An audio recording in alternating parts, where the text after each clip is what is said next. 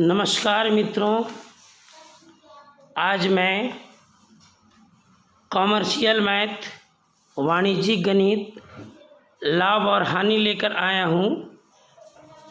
लाभ और हानि आज हम लोग समझने का प्रयास करते हैं। Profit and loss.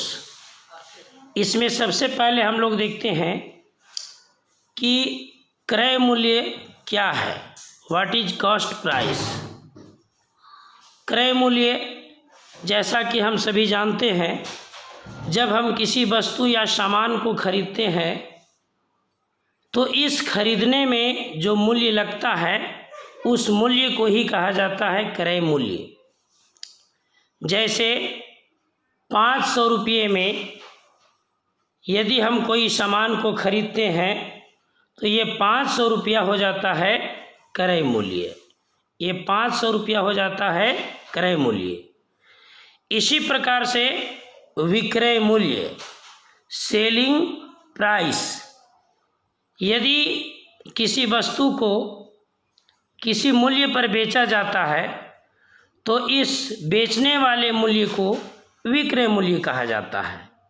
जैसे 500 रुपया में खरीदी गई वस्तु यदि हम 500 या 1000 या 1500 या किसी भी मूल्य पर बेचते हैं तो फिर वही मूल्य जो है वह विक्रय मूल्य बन जाता है।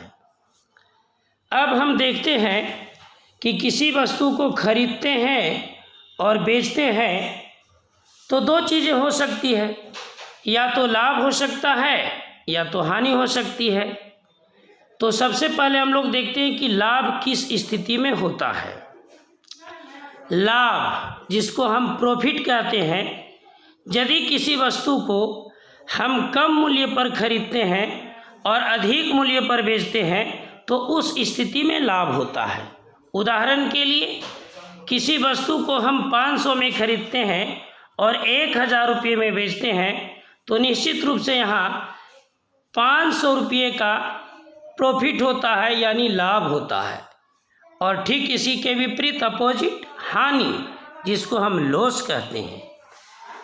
यदि हम किसी वस्तु को कम में खरीद कर और अधिक उससे भी कम में बेचते हैं, यदि किसी वस्तु को हम जिस मूल्य पर खरीदते हैं और उस मूल्य से कम मूल्य पर बेचते हैं तो हानि होता है।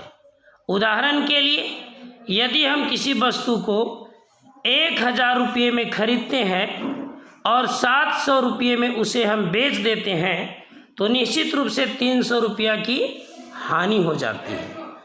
आइए अब हम क्रय मूल्य, विक्रय मूल्य, लाभ और हानि से संबंधित जो फॉर्मूले बनते हैं उसको देखते हैं।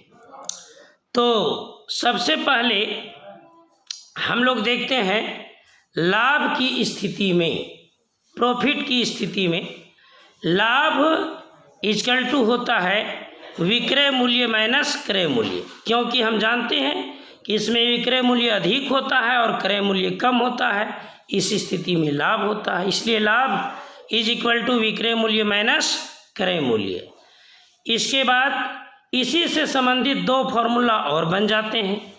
विक्रय मूल्य इक्वल टू क्रय मूल्य और प्लस लाभ। विक्रय मूल्य इक्वल टू क्रय मूल्य प्लस लाभ। जैसा कि हम यहाँ देखते हैं कि विक्रय मूल्य है दाईं ओर, यदि हम क्रय मूल्य को बाईं ओर करते हैं तो ये प्लस में हो जाएगा। इसलिए विक्रय मूल्य इक्वल टू क्रय मूल्य और प्लस लाभ।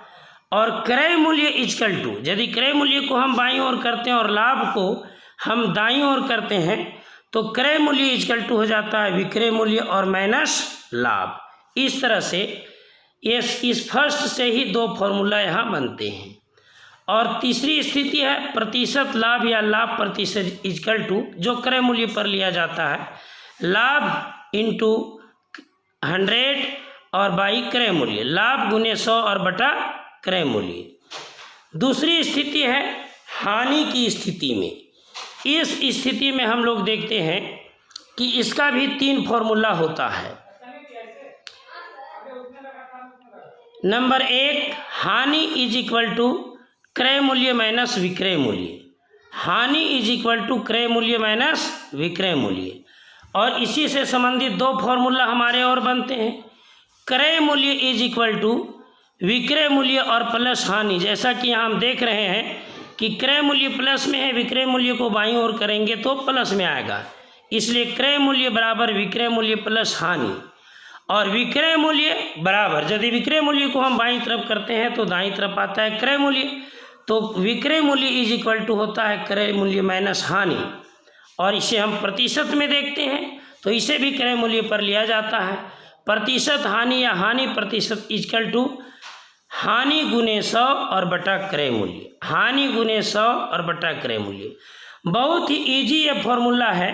यदि हम क्रय मूल्य, विक्रय मूल्य, लाभ और हानि को ठीक से समझते हैं तो इस फॉर्मूला को हम आसानी से यूज कर सकते हैं। इसके बाद विशेष स्थिति में फिर ये फॉर्मूला आता है आपका विक्रय मूल्य इज इक्वल टू क्रय मूल्य इंटू 100 प्लस लाभ प्रतिशत, या यदि हानि है तो माइनस हानि प्रतिशत और बटा 100। और इसी प्रकार से क्रय मूल्य इज इक्वल टू विक्रय मूल्य और गुने 100 और बटा 100 प्लस लाभ प्रतिशत, या यदि हानि है तो माइनस हानि प्रतिशत। तो इस प्रकार से ये विशेष फॉर्मूला है। हम इस फॉर्मूला का यूज, इस सूत्र का यूज वाणिज्यिक गणित यानी लाभ और हानि के किसी भी प्रश्नों के लिए हम कर सकते हैं। यदि इसकी समझ ठीक से आ जाए तो हम इसके प्रश्नों को बनाने में हमें बहुत ही सरलता होगी। तो इसके बाद हम लोग देखते हैं, इससे संबंधित 2 अभ्यास के प्रश्न दिए गए हैं, जिसे आप बनाएंगे तो आपका अभ्यास होगा। राम 5,000 रुपये में एक साइकिल खरीदता है और 4 वर्षों बाद 3,000 रुपये में बेच देता है, तो राम द्वारा लाभ या हानि ज्ञात करें। उसे हानि होता है या लाभ, इसे ज्ञात करना है। दूसरा प्रश्न है, रूपम 57,000 रुपये में एक मोटरसाइकिल खरीदती है और मरम्मत कर 61,000 रुपये में बेचती है। इस स्थिति में लाभ या हानि को ज्ञात करें कि लाभ होगा या हानि। इस प्रकार कई प्रश्नों को आप हल कर सकते हैं। उम्मीद है लाभ और हानि से संबंधित यह जो चैप्टर है इसकी समझ आपको इस वीडियो में पूर्ण रूप से आ जाएगा, यदि इस वीडियो को आप पूर्ण रूप से देखते हैं। और उम्मीद है कि यह आपको पसंद आएगा, तो इस वीडियो को आप देखें और लाइक ज़रूर करेंगे। जय हिंद।